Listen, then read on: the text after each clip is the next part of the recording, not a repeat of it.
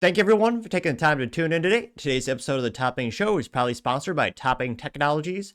Topping Technologies is an IT value-added reseller and services company with a special proficiency in IT security. Heck, I see their founder at least twice a day. Gotta say he's quite handsome and brilliant. He's me, see, that's the joke. If you're an IT leader or a business owner, you can reach out to the team at sales@toppingtechnologies.com. Also, still giving away a free flamethrower with every IT purchase with Picatinny rail adapters so you can mount it to any standard AR-15, like all awesome accessories can be.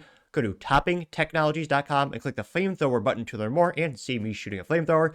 And lastly, trying to get to 5,000 subscribers by the end of the month, so if you can click that button and tell your friends, I would greatly appreciate it. Now going over to the business part of the podcast, you have Waffle House about to get EV chargers for some reason. Now this is brought to us thanks to Ronan at thedrive.com. And he says, quote, "You'll be able to fast charge your EV during your next Waffle House brawl.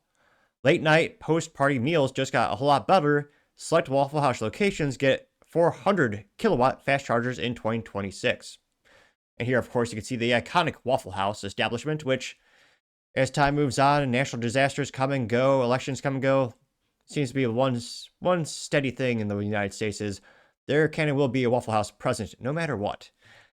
Now, I'm not sure how or why you'd want to have an EV charger at a Waffle House, considering I can't but think most people get, well, I want to say 80 or 90, but I would venture to guess 98% of all Waffle House revenue comes in at 2 in the morning from inebriated individuals.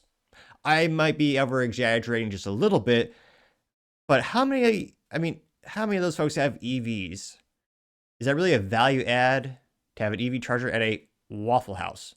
Starbucks, sure, people that go to Starbucks have vast amounts of disposable income or are not fiscally responsible, so they probably spent a lot of money on disposable EV. But when I think of, budget, people are trying to track their pennies and pinch pennies, I think Waffle House, I can't venture to guess more than 4% of the Waffle House customers have EVs. Again, I'm just guessing here. They should have like a diesel refueling station. That would make sense. But nevertheless, we'll dive into the article. They say, quote, "Arguments about the pros and cons of driving an EV are coming to one of America's most argumentative prone restaurant chains. EV Pulse said it would install 400 kilowatt DC fast chargers at select Waffle locations across the U.S. What a waste. Instead of across the U.S., let's be honest, it should just be in California. Like, in areas where you have vast density of EV owners, maybe, but like, do you really need this in like Iowa? No, probably not. Now, they say, so you might be able to top off your battery pack while you're arguing with a complete stranger at 125 after ordering a bacon, egg, and cheese hash brown bowl. Partnering with Waffle House will allow BP Pulse to expand its network of charging stations to the south and southeast, both areas of high dense EV ownership." Aha! Sarcasm. Now say, while the list hasn't been fully released, at least they'll start in Texas, Georgia, and Florida before moving to other states. Each restaurant will get 6 charging bays equipped with a mix of CCS and NACS connectors. Linking arms with Waffle House makes perfect sense. They say, beyond the late night crawl, the chain is famous for never being closed. True.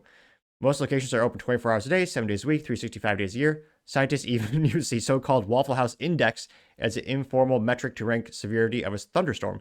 You should probably start worrying about finding shelter if you roll up to Waffle House and see "sorry, we're closed" sign. True.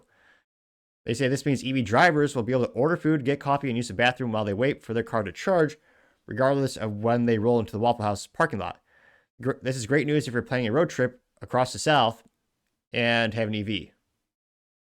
Which, again, I'm not sure how many people will appreciate these EV chargers stations at a Waffle House. I mean, a couple of comments here. John Tarr says, "What an incredible waste of effort. In my town, we have one EV charging station. No one's ever there." Liz Buzzin says, "This sounds like an article from The Onion. I can charge my Easy Go golf cart there, or do I need an adapter?" Let's see. Corinthian Leatherface says, "Maybe the automakers can program their EV with a synthesized voice that yells out, 'World Star,' unquote." Let's see. Yeah, most of the comments are just viciously roasting the idea of this. I mean, it is true that Waffle House is pretty much open consistently forever. I mean, I understand that in terms of having a place so you can hang out while you charge your EV. But in terms of the average person who shops at Waffle House, I just think it's a enormous waste of money. Perhaps it will belong in the business blunder section of the show in a couple of months, or maybe I was going to say a couple of months, in a year or two when they finish rolling this out. But let me know. I mean, do you own an EV? And if so, have you ever gone to a Waffle House? And if you don't own an EV, I mean, would you ever get one and then go to Waffle House for that purpose? Let me know. Let me know. What do you think is the upside of this situation? But of course, put in the comments because always be fascinated to hear what you have to say. Thank you everyone for taking time to tune in today. Again, trying to get to 5,000 subscribers by the end of the month. So if you click that button, I greatly appreciate it. Also, give me a thumbs up, thumbs down, and comment. It's a great way to give me some additional feedback, letting me know how I can make the show better and better.